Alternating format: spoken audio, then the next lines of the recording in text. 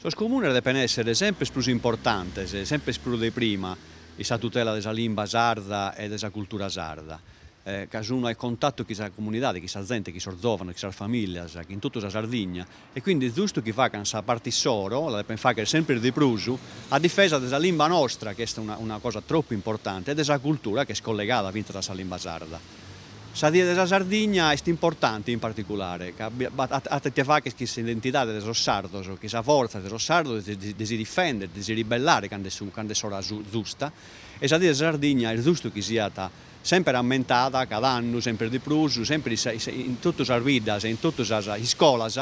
proprio pro fa che scomprendere a sos giovani ite cheren narrere, difendere sa terra issoro, sos ideales issoro, sa cultura issoro. Ormai da carchi annu, pro fortuna, sa regione ha pensau de ponere in mesu finza sos comunes, sa gente, sas iscolas in particolare, pro sa festa de sa die de Sardigna. Est importante custu puru, in modo che totus abbiano sa possibilità de partecipare, de connoscere, de studiare e de esprimere puru a proposito di questa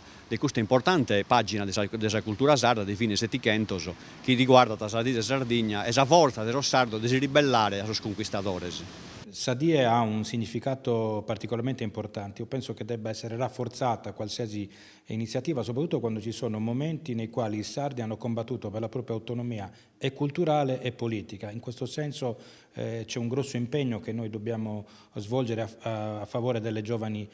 generazioni, perché se questa è una isola che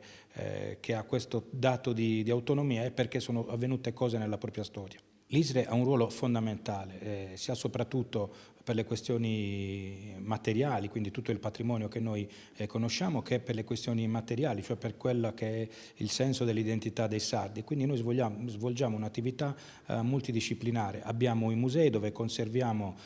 gli oggetti della nostra tradizione, l'arte, e poi abbiamo anche lo sviluppo dei pensieri dei sardi, che è quel grande patrimonio immateriale con tutte le attività che gli uomini e che i sardi portano avanti.